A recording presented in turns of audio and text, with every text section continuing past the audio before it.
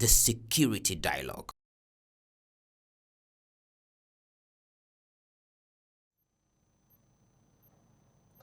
Assalamu alaikum wa rahmatullahi wa barakatuhu. Every turn in life presents new insecurity. Every curve in life could be insecure. Schools, colleges, streets, malls, and homes are more insecure than ever before.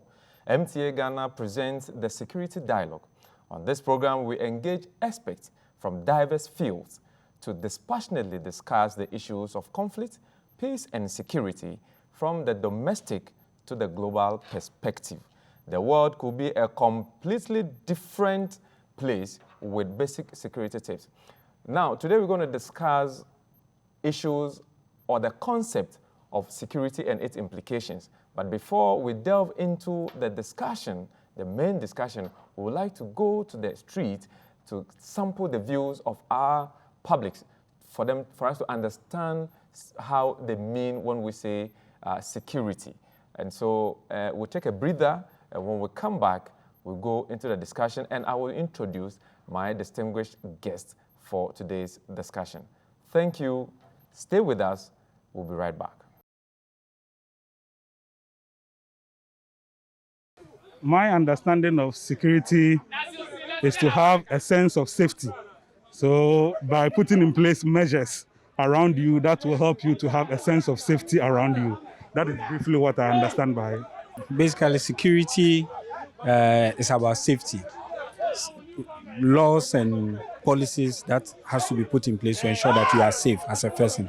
In that, wherever you are going, you do not have any form of fear that, hey, I'm going, something might happen to me. So basically, that's my understanding of security. The problem that we are having in this country is not about the laws. There are laws and systems that have been put in place for us to be secured. It is a problem of implementation. So we have to get people who have the goodwill to implement these laws to ensure that every citizen is safe. And so if you're able to enforce these laws, we believe that everybody will be able to feel secure, so that we have a lot of policing on our roads, a lot of policing going around checking, and also the citizens also having a sense of the alertness in our environment. At a global level, where to ensure security, there has to be justice. Welcome back to MTA, and this is the Security Dialogue. With me to discuss the topic for today, we're looking at the issues of concept of security and its implications. Now, before I introduce my guests, let me take a little second to let you into the program.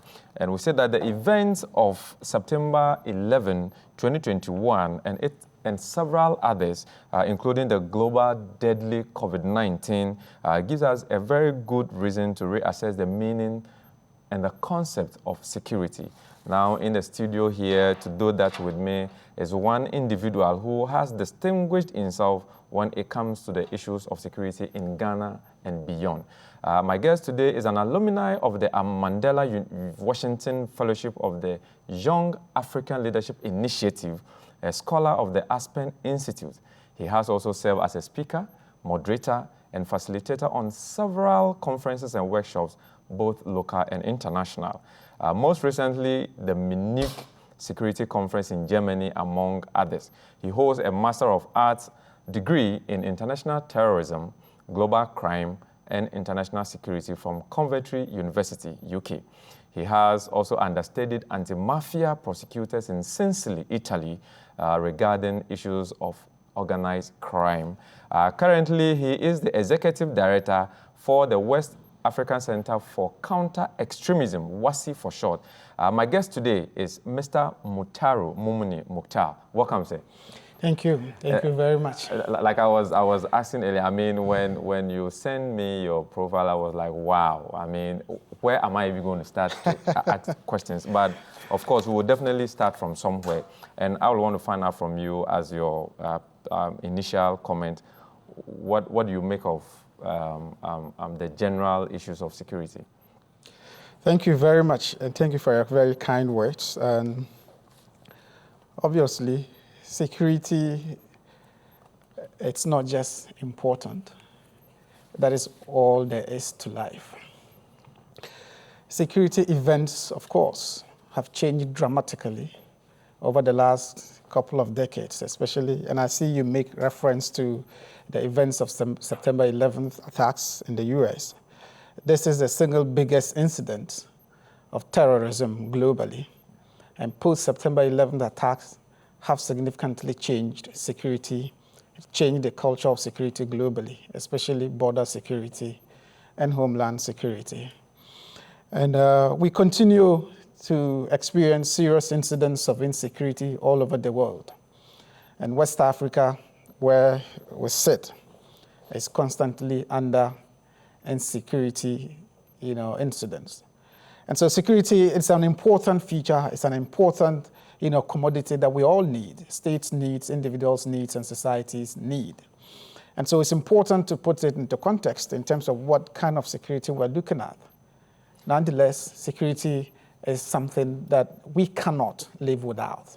Thank you very much for your initial comment. But of course, this is the maiden edition of the security dialogue on MTA. And so we're trying to let our viewers understand the general concept when it comes to security. And rightly so, as you said, every individual needs it. You are a practitioner, you are a researcher, you've done a quite phenomenal work when it comes to issues of preventing violent extremism and all of that. From where you sit as a researcher and a practitioner, when we say security in its entirety, what is it? What is the idea? Generally, if you look at the etymology of security, it's a Latin word. It comes from, say, encura, the freedom from fear. So generally, security expresses, the feeling of the state of feeling or being from fear or danger. And that's generally what security is about. When people feel a sense of confidence, a sense that they are free from danger, or otherwise, they are not free from danger, that expresses security. And there's a tendency to confuse security with safety. Security refers to that effort, a collective effort, or measures aimed at, ensuring, guaranteeing people's feeling from, the freedom from fear. Safety generally refers to the individual's sense of feeling or freedom from fear. And so the two are quite different. And so whilst one looks at how to protect and preserve people's freedom, sense of freedom from fear, one is looking at that feeling itself. Okay. So when you say you feel safe, what does it mean? Okay. It means that you can actually feel a sense of freedom from fear. Yeah. It's just like probably comparing someone who is in prison to someone who is out of, so exactly. In the gate and then out of the gate. Exactly. Kind of. And in that context, so you would see that broadly, we are using the word broadly. Okay. So that sense of freedom from fear could be from personal, physical fear, or some sorts of emotional fear, psychological fear. So you're talking about being imprisoned. There's a sense of insecurity in being imprisoned. You may not be physically attacked, but psychologically, it torments you. You feel insecure. That's that sense of security. That's how security is applied or explained when you ask questions about security. And so it is a very, very broad concept. Okay. Okay, no, please go ahead. Yeah, so in those two instances, there's a distinction between safety and security. Take it from this point as we're trying to demystify the whole concept of security. What constitutes security to the development of any society? Looking at the world order, because in your initial statement, for instance, you made mention that if you look at the world, there's a general insecurity, especially within the West African sub-region and then other parts of the world.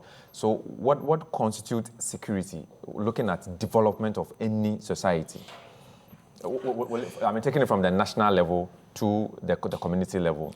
So when you look at security in that context, we can broadly put that into two. Okay. So you're looking at critical security or state-centered security. Okay. And so that is security from the perspective of the state, the use of combat forces or security measures that are intended at protecting and preserving states and state security infrastructure.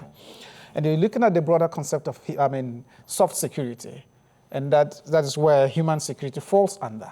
And that relates to the sense of security, from fear relating to a certain collection of factors. So you're talking about human security to fall under things like human security.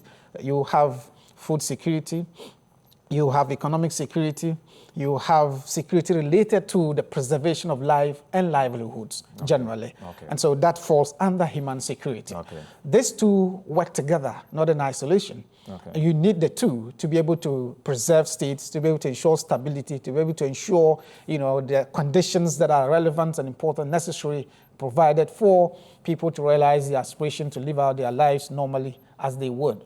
So if you're talking about, say, nationally at a regional level, we're looking at how do we preserve states, how do we ensure state stability and economic stability in the West African sub-region, for instance. So you're looking at how we put in measures that ensures that we have stable governments, democratic process that leads to establishment of stable governments in place.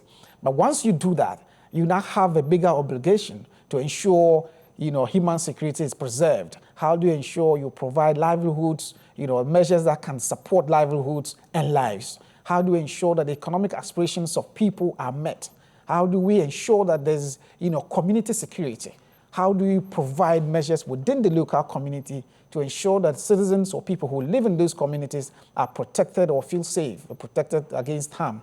How do we ensure that people who just simply want to live, a normal life can live that without fear? And so you provide economic opportunities for people to realize that. You provide, that sense of feeling that I can achieve what I want to achieve, participate in society peacefully without getting, feeling harmed. Yeah, exactly. So now, when you look at the global agenda, where we are all in tune to ensuring, and I know that is one of the reasons why you are doing a lot of work. I mean, when you take the northern part of Ghana concerning violent extremism and terrorism and all of that, where I know you have also, in recent times, helped almost about 23 young ones from falling into the hands of extremist groups and all of that. What I want to understand, given the fact that we have critical security and then soft security, how will you categorize? I mean, so the ordinary person or the viewer out there doesn't really get so much understanding when you say critical security and when you say soft security. And I want us to link it to the everyday happenings that we sought to see and say that maybe at a particular point in time, we are insecure. So it boils down to the primary understanding of security. Yeah. At what point do we feel we are secure? At what point do we feel we are not? Okay. It is perception. It's perceptive. It's a product of individual sensory perception of how you feel. So, I could come here and feel that I'm not secured.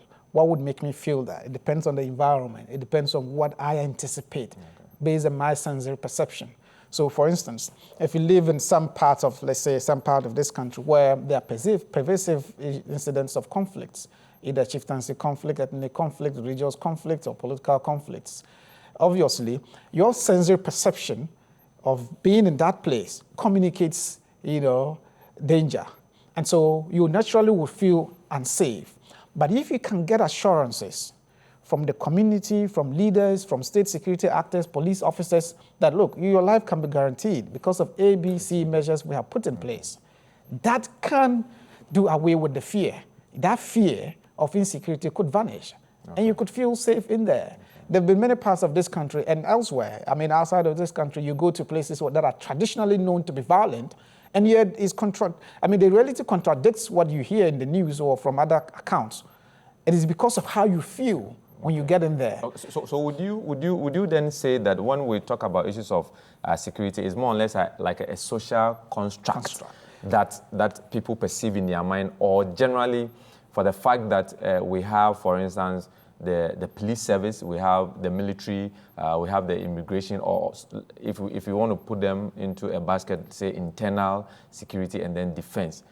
Will you say that is a social construct, or there is the actual thing that people need to see? I mean, from probably the state level to really see that, yes, I feel secured. Yeah. So security is both a social construct. It is both a fact and a sensory perception. It's perceptive as well. So it's a fact because you can feel it, you can see it. You can see people who are engaged in violent conduct, people who are physically engaged or a situation of physical insecurity. In your life, you feel your life is threatened by the physicality of, things happening. Yeah. You see people engage in conflict or conflict situation where physically people are harmed. Yeah. That's a fact. That's incidents of insecurity. You have other instances where people feel it. They feel, and that feeling is based on their own sensory perception of what is insecure or not. It could link to that emotional or psychological effect that you talked about. Exactly. Okay, so for instance, if we have enough people talking about the fact that this, street, it's not safe because people are constantly robbed or shot or harmed on that street, you inevitably will feel insecure when you're on that street. Okay. So that is informed by your own sensory perception of what happens or potentially could happen on that street. Okay. If you have pre-informed information about a particular place, a situation of insecurity, you would inevitably feel it. You will have it. Okay. You may not actually, experience it, but you will feel it. Okay. So that communicates, a feeling of insecurity. Okay. And you're talking about the broader context. Yeah. The security is synonymous with, development. You cannot do without security. We cannot, all of us. Our lives will be unsustainable without security. And that's why it's a big global agenda from within the United Nations General Assembly, I think from the 90s, when states, especially within Africa, many states were degenerating into anarchy with genocides and wars and conflicts and instability. Yeah. It became so important to make stronger, political statements and measures against, those things to ensure security and stability globally. And that's why it's an important statement. When you look at one of the primary, if you look at the UN document, United Nations General Assembly statements in the 90s, I think there's I think there's even a report of the 1994 and then 2012 when you look at the UNDP's work on human security, as you mentioned. Yeah. And I would want us to delve into that in a second, looking at the fact, and I want to find out that if you look at the progress that we've made so far, we have religious leaders talking about peace, we have political leaders talking about peace, we have individuals and opinion leaders talking about peace and all of that. When you consider these two reports, would you say that the world is on a path of achieving global peace? The United Nations General Assembly often would make reference to the fact that nations all over the world are entitled to a life of freedom and dignity. And that all human beings all over the world are entitled to a freedom from hunger, from starvation, from want, and all the other, freedoms that are enshrined within the United Nations Convention on Human Rights. And so it's the legitimate rights of all citizens to enjoy the freedoms that comes with living. Nonetheless, the world generally has been more stable than before. But in terms of security, we are continuing to have insecurity in different forms, expanding in terms of, coverage and in terms of intensity. And security incidents and what we call the typology of security that is expanding in areas that hitherto didn't have incidents or features like that. Can you share with us some of these areas? So, for instance, less than 12 years ago, the idea of terrorism happening in Africa, especially sub-Saharan Africa, was a remote possibility in the psyche of the average West African citizen. It was completely unknown in our space. Today, not only is it, a feature here, it is a very pervasive feature. And from where I sit, we see the threat of violent extremism descending towards coastal states, from the Sahel to areas that previously was completely unknown to terrorism. Like we find in Burkina Faso 4 or 5 years ago, didn't have incidents of insecurity, resulting from terrorism. Today is a constant and pervasive feature in northern Burkina Faso. We're seeing Côte d'Ivoire being attacked. It was previously unknown. We saw many parts of, Niger and Chad succumbing to violent extremism and all that. So this character of threat was previously largely unknown. And so we are moving away from, not really moving away, there's an addition of another component of deadly, dangerous security threats. In addition to the political instability, the ethnic conflicts and civil conflicts that Africa, especially sub-Saharan Africa, was largely notorious for. And so these things heighten the, the security or insecurity of the world. And this is not only, exclusive to West Africa. It has become a bigger global, issue. But so I want to understand from there. I mean, once we've taken time to let our viewers understand what it means by security, as in they feeling, having that sense of being safe from harm's way, both from the national level and then to the personal level. I want to ask, what will be the drivers or the things that will happen for or constitute that insecurity that we feel, and then the implication on us? When you take into consideration the fact that within the sub-region, with the examples that you've made mention of Burkina Faso, or take it the Sahel region, what will be the implication? Because then I would say that, well, I'm in Ghana, or maybe I am somewhere. Why should I be bothered or worried with all of this? And so in two parts, as we are wrapping up, in two parts, we want to know some of the drivers of these insecurity situations and then its implications when you take the general issues of security at the state level and even at the personal level. So in the basic way, security, or the lack of it, it's a product of an imbalance between expectation and reality of safety. And so when you talk about drivers, it depends on the specific character or threat you're considering. In the broader context in West Africa, you're talking about the fact that we're here in Ghana. We haven't had any incident of terrorist attack. Exactly. At the same time, we're surrounded by countries that are constantly experiencing insecurity from terrorism. Ghana is very vulnerable to attacks, and is even much so now than ever, as our northern borders are significantly exposed to, extremist recruiters and individuals engaged in radicalizing vulnerable young people in the north. And we've seen incursions from the, borders from Burkina Faso. People have lost their lives. Ghanaians have left this country to join extremist groups. And we have Ghanaians who have lost their lives to terrorism on African soil. And so we are not fully removed from the threat of violent extremism or terrorism generally. What are the drivers? When I consider the West African sub-region, in broader way, I'm looking at, this phenomenon as a product or a manifestation of the anger and disappointment of youth. Young people who have lost faith in their states, who have lost faith in their leaders' capacity to provide them what we call the entitlements of citizenship, to provide them the opportunities to participate economically, to engage in living normal lives, living out their aspirations, the provision of social amenities and economic opportunities, important factors or features that are needed for a well-functioning of society.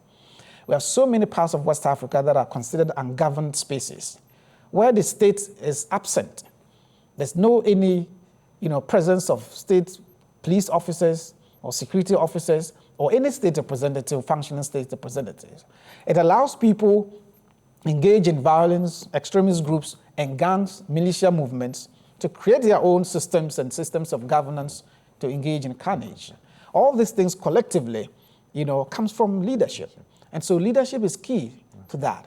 But in the broader context, we have what we call the drivers or the underpinnings of radicalization.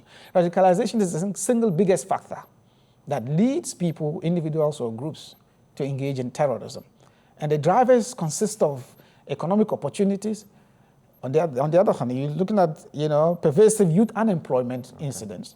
We're looking at negative religious ideals or political ideals. We are looking at situations of pervasive conflicts and instability in terms of our communities and the areas where this exists. This collectively can come together and make individuals vulnerable to recruitment and to radicalization. And that is what we're seeing happening within the sub-region. Until we ensure that governments and leaders in these communities and in these parts provide those opportunities and engage people to build a culture of resilience against violence, to engage people to ensure that we build responsible citizenship and citizens, to engage collectively, participating positively in society, we would continue to have incidents like this. Thank you. Yeah, so as you rightly heard from our distinguished guest, Mr. Mukhtaru Mumuni Mukhtar, who is the Executive Director for the West African Center for Counter-Extremism, WACI for short. Security is key. Leadership is paramount in making sure that the world order of peace is achieved. And on MTA, this is what we sought to do on the Security Dialogue. I have been your host, Sadiq Educhum. So we meet same time next week. This has been the Security Dialogue. Assalamu alaikum wa rahmatullahi wa barakatuhu.